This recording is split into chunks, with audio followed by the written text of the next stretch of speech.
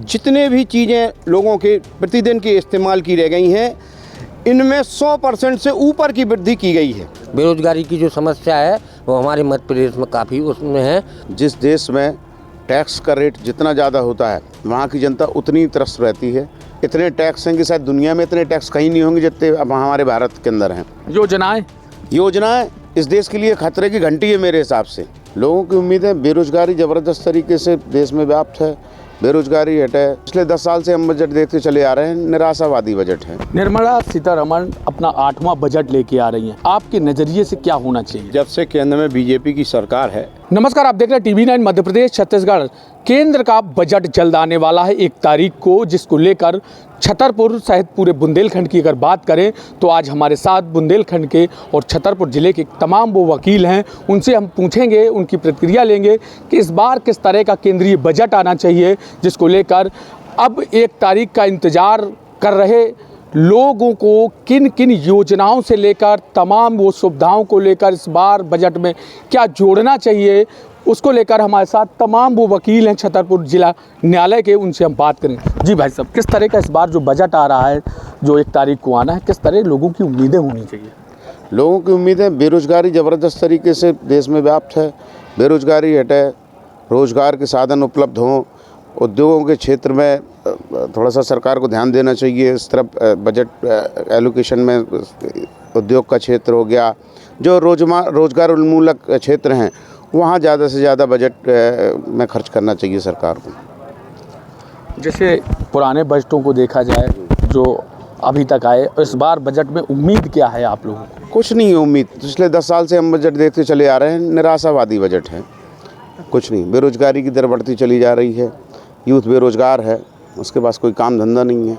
जहाँ तक विशेषतः अगर हम बुंदेलखंड एरिया की बात करें तो अपराध के अलावा और कुछ नहीं बढ़ रहा है। अपराध बहुत तेज़ी से बढ़ रहा है। अपराध के उन्मूलन का भी कोई हिसाब किताब हमको समझ में नहीं आता। बेरोजगारी बहुत ज़बरदस्त है हमारे एरिया में। निर्मला सीतारमण अपना 8वां बजट लेके आ रही हैं, आपके नज़रिए से क्या होना चाहिए? देखिए, जब से केंद्र में बीजेपी की सरकार है तब से रोज़मर्रा की जो चीज़ें हैं, पेट्रोल, डीजल, गैस और मोबाइल का बैलेंस, जितने और खाद्य पदार्थ जितने भी हैं, दालें, आटा, चावल, जितने भी चीज़ें लोगों के प्रतिदिन के इस्तेमाल की रह गई हैं, इनमें 100% से ऊपर की वृद्धि की गई है। और जबकि इन चीज़ों को सस्ता होना चाहिए। पेट्रोल आम आदमी की ज़रूरत है, डीजल आम आदमी की ज़रूरत है। आज किराया जस्ट डबल हो गया आज 15 सालों में। और सबसे महत्वपूर्ण चीज़ है कि यहाँ इस बुंदेलखंड क्षेत्र में कोई उद्योग धंधे नहीं हैं। यहाँ पे विकास नाम मात्र का नहीं है। यहाँ पे बिल्डिंगें हैं तो मास्टर नहीं हैं।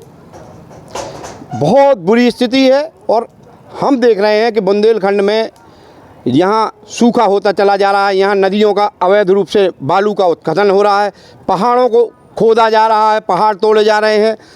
इसलिए यहाँ के पर्यावरण को बहुत बुरी तरीके से नुकसान इस बीजेपी की सरकार ने, केंद्र सरकार ने और राज्य सरकार ने बहुत बुरी तरीके से यहाँ पर पर्यावरण को नुकसान पहुँचाया है। और यहाँ के युवा सिर्फ नशे और अपराध के आदी हो चुके हैं, चूँकि उनके लिए कोई उद्योग धंधा नहीं है। और सरकार आज तक यहाँ पे इनकी ओर कहीं ध्यान नहीं दे रही है। बुंदेलखंड को शायद बुंदेलखंड के साथ बरहमेश भाजपा सरकार सौतेला व्यवहार कर रही है और बुंदेलखंड के साथ अन्याय हमेशा होता चला आ रहा है। बुंदेलखंड की अगर बात की जाए तो बुंदेलखंड में किन मुद्दों को लेकर इस बार बजट में जोड़ना जरूरी है? मेन मुद्दा जो है वो बेरोजगारी का मुद्दा है, महत्वपूर्ण वो है। बाकी सुरक्षा की व्यवस्था भी करना चाहिए। सुरक्षा में आप देखते हैं कि उसका होना बहुत ज़रूरी है। आप देख रहे हैं कि स्टाफ की कितनी कमी रहती है। मध्य प्रदेश में मेन घटनाएं कितनी घटती हैं, इनमें कमी होना चाहिए।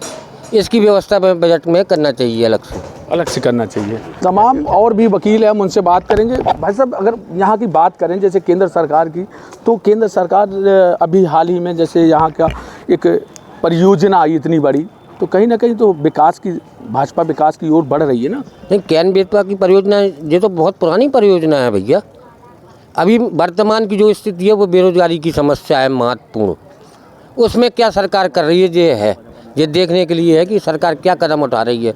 बेरोजगारी की जो समस्या है वो हमारे मध्य प्रदेश में काफ़ी उसमें है। और आप प्राय देखते ही हैं कि नए नए युवा जो छात्र हैं कितनी परेशानियों का सामना करना पड़ रहा है उनको।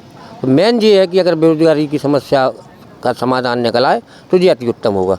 किस तरह की जो अब बेरोजगारी की जब बात करते हैं इस बुंदेलखंड, पहले से लेकर जब से भाजपा की सरकार की आप केंद्र की बात करते हैं, अब तक में कुछ बदलाव देखने को मिला क्या? हाँ, बदलाव तो आया, काफ़ी बदलाव आया, लेकिन जो बेरोजगार के मामले में ये है कि जो वैकेंसियाँ नहीं निकलती हैं। अभी आपने देखा कि एमपी पुलिस में कि जो अभी हुआ था, अभी उसका फिजिकल हो गया, इसके बाद इंटरव्यू के लिए नहीं बुलाया गया अभी तक, है ना। एसआई की एमपीएसआई सन 2017 के बाद आज तक कोई जगह नहीं निकली। कितनी कमी है स्टाफ की।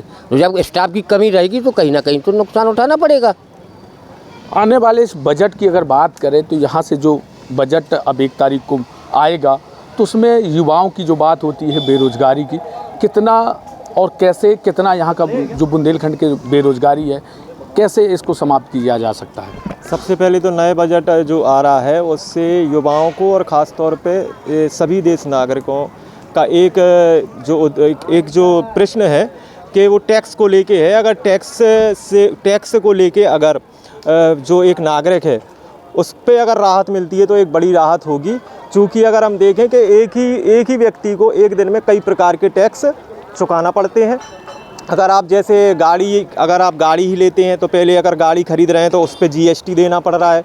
गाड़ी में पेट्रोल डलवा रहे हैं तो फिर उस पे जीएसटी देना पड़ रहा है। सड़क पे अगर आप चल रहे हैं तो टोल नाके पे टोल टैक्स देना पड़ रहा है। तो एक टैक्स की ऐसी व्यवस्था इसमें अगर की जाती है, टैक्स में राहत दी जाती है, तो कहीं ना कहीं वो बजट में युवाओं को, और से केवल युवा नहीं हर देश का हर नागरिक को फ़र्क पड़ेगा। और रही जैसे युवाओं के लिए रोज़गार की बात, तो रोज़गार निश्चित तौर पे अब एक बड़ी समस्या दिन पे दिन बनता जा रहा है। क्योंकि जिस तरीके से सरकार ने शिक्षा पे काम किया है, लोगों को शिक्षित तो कर दिया है, लेकिन उसको रोज़गार देने में वो समर्थ नज़र नहीं आ रही है। और बुंदेलखंड को अगर इस पैकेज में अगर कुछ बड़ा दे सकते हैं तो स्वास्थ्य से संबंधित अगर कोई ऐसी उपलब्धि या ऐसी कोई एक विशेष कोई ऐसा साधन मिल जाए कि, क्योंकि बुंदेलखंड स्वास्थ्य से मध्य प्रदेश का जो बुंदेलखंड है, ख़ास तौर पे मध्य प्रदेश का जो बुंदेलखंड है वो स्वास्थ्य चिकित्सा से लेके अभी काफ़ी पिछड़ा है।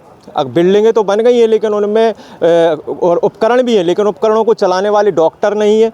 तो ये कहीं ना कहीं रोज़गार से जुड़ा हुआ मुद्दा माना जा सकता है। अगर यहाँ ना कोई ऐसा इंडस्ट्रीज फैक्ट्रियाँ हैं ना कुछ है कि जिससे लोगों को कुछ फ़ायदा मिले, ये कभी भी ये सरकार चाहे कांग्रेस की रही हो या भाजपा की रही हो, वित्त मंत्री का 8वां बजट आना है, तो क्या ये चीज़ें जोड़नी चाहिए? निश्चित तौर पे क्या है, सरकार ने जो सभी प्रकार के जो आजकल चुनाव हो रहे हैं, चुनाव में क्या है फ्री बांटो और वोट पाओ, इस पे राजनीति हो रही है। जो टैक्स का मेन अभी पैसा खर्च होना चाहिए रोज़गार को लेके, उद्योगों को लेके, उन पे पैसा खर्च नहीं हो रहा है। योजनाएं तो बना दी जाती हैं, बैंकों में कई प्रकार की योजनाएं चल रही हैं कि भैया ये लोन ले लो, ये रोज़गार डाल लो, लेकिन उनका इम्प्लीमेंट नहीं है। तो अगर फ्री की योजनाएं जो जैसे अभी लाडली लक्ष्मी बहन योजना चल रही है, फ्री में आटा दिया जा रहा है, भैया एक आदमी को अगर आप रोज़गार दे देते हैं तो वो विकास की मुख्य धारा से जुड़ जाएगा, आपको फ्री में बांटने की आवश्यकता ही नहीं पड़ेगी। तो इसलिए टैक्स का जो पैसा है वो सही दिशा में खर्च करें तो ऑटोमेटिकली सारी चीज़ें सही हो जाएंगी। और भाई साहब अगर यहाँ बात करें तो योजनाएं जो भाजपा की रही तमाम ये कार्यकाल में देखा गया है, अगर वित्त मंत्री की बात करें तो वित्त मंत्री का पहले जो बजट आए हैं उनमें लगातार यही कहना था कि हमारे बजट में मध्यम वर्ग से लेकर व्यापारियों से लेकर तमाम लोगों को फ़ायदा देने का काम करती रही सरकार। देखिए साहब, जिस देश में टैक्स का रेट जितना ज़्यादा होता है वहाँ की जनता उतनी त्रस्त रहती है। जिस हिसाब से टैक्सेशन बढ़ रहा है हमारे देश में, ये खतरे की घंटी है। एक आदमी सुबह से लेकर शाम तक काम कर रहा है और 500 रुपये भी कमा रहा तो 300 रुपये तो उसका टैक्स में ही चला जाता है। टैक्स के रेट हर साल बढ़ जाते हैं।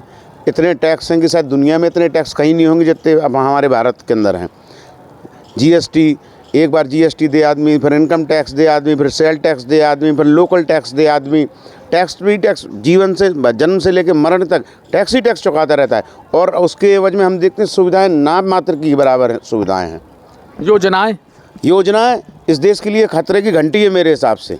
जितनी ये योजनाएं, कल्याणकारी योजनाओं के नाम पर जो धन का आवंटन हो रहा है, इसका सबसे ज़्यादा जो इफेक्ट पड़ रहा है वो निम्न मध्यम वर्ग पे पड़ रहा है। और निम्न मध्यम वर्ग एक दिन गरीब, निश्चित रूप से आप मानिए कि वो गरीब हो जाएगा। तो क्या ये फ्री की योजनाएं बंद होना चाहिए? फ्री की रेवड़ी तो किसी को नहीं मिलना चाहिए। आपने सुना ये बुंदेलखंड के छतरपुर के वो वकील रहे हैं जिन्होंने अपनी अलग अलग प्रतिक्रिया दी है, क्योंकि 1 तारीख को वित्त मंत्री सीतारमण अपना पहला वो 8वां बजट लेकर जब लोगों को इंतज़ार होगा उस बजट को लेकर तमाम वो प्रतिक्रिया दी है जो बुंदेलखंड की। उन प्रतिक्रियाओं में अगर बात करें तो यहाँ बेरोज़गारी सबसे बड़ा मुद्दा है। यहाँ की जो बेरोज़गारी के साथ साथ अगर बात करें जो फ्री की रेवड़ियाँ बांटने की बात कही, ये एक बड़ा मुद्दा है। फ्री की कोई भी योजना नहीं चलाना चाहिए और लोगों को या युवाओं को जो बेरोज़गारी है उन रोज़गार यहाँ स्थापित हों ताकि यहाँ का जो युवा है वो कहीं ना कहीं सक्षम बने। छतरपुर से TV9 के लिए प्रदीप सिंह।